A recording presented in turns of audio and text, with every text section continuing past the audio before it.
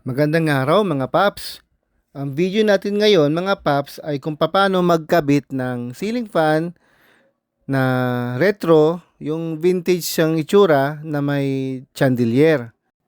Mga paps, napaka-importante nga pala na check muna natin ang laman ng ating package bago natin siya ikakabit.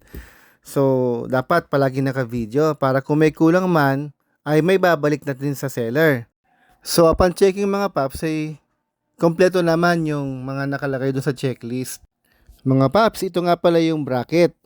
Ito yung kakabit natin sa ceiling.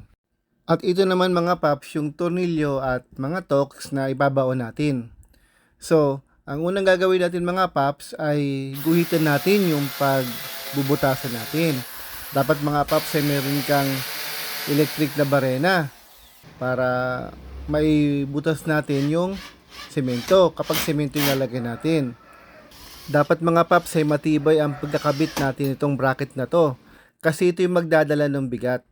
So mga paps, tapos na tayo sa first step, yung may kabit yung bracket dun sa ceiling. Ito naman mga paps yung motor. Bali, kakabit natin yan dito sa tubo. Bali, may kasamang tubo itong package natin, yung set natin. Bali, isang maliit, isang mahaba. So, ang ginamit ko yung mas mahaba. Bali, ipapasok natin sa loob yung wire. Ito nga pala mga paps, ito yung pinaka-lock niya para magdugtong yung motor at yung pinaka-tubo niya. So, may butas yan doon, ipapasok nyo. Pag naipasok nyo na, iligay nyo na yung clip sa dulo. Yung clip, yan yung pinaka-lock niya para hindi mahugot. Kasi pag nahugot yan mga paps, babagsak. So, ayan mga paps, okay na tayo doon. After nun, pwede na nating ilagay yung pinakatakip niya. Ito nga pala mga paps yung isang importanteng pyesa. Ito yung isang bracket. Bali, ito yung ilalagay natin doon sa kulay itim na bracket na ibinaon natin doon sa ceiling.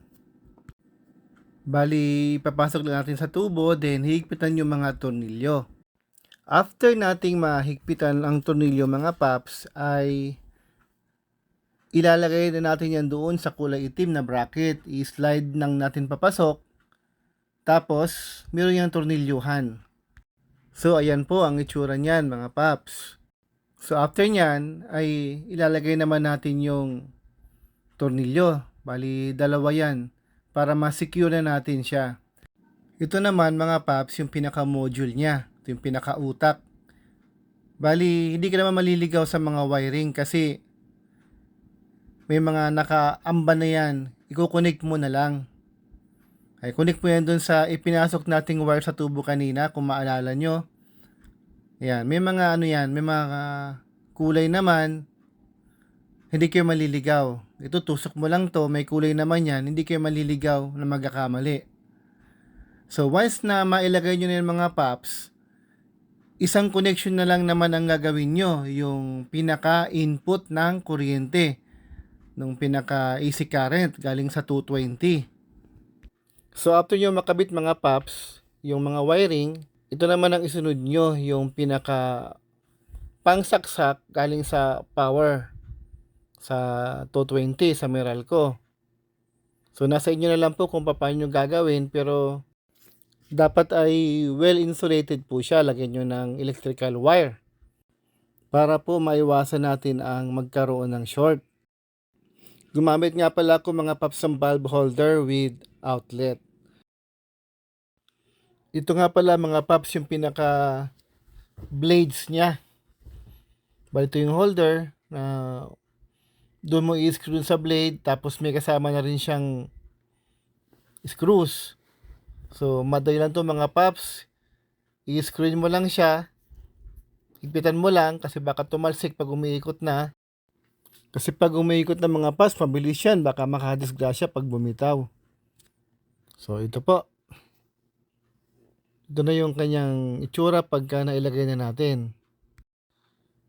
Next mga paps ay dito mo siya ikakabit. Nakikita niyo yung tornilyo na yan mga paps. Bali tatanggalin natin yan isa-isa. At pagkatapos ay babalik natin yung tornilyo kasama na yung blade. Palagi lang po nating sisiguraduhin na mahigpit ang pagkaka-screw natin kasi pwedeng kumalas at lumipad. Yung next natin mga paps, yung lagayan ng ilaw. Bali, ikakabit lang po natin yung wire. Pagdutungin lang po natin, okay lang kahit na magkabaliktad. Wala namang polarity yan. Huwag lang magdidikit. Sure nyo lang na palagi may electrical tape. After natin may screw mga paps, ay punta na tayo sa last part, yung pagkabit ng mga ilaw. Wala nga palang kasamang ilaw to mga paps, so ang ginawa ko, bumili pa ako online ng 3 ilaw. LED lang mga paps para tipid sa kuryente.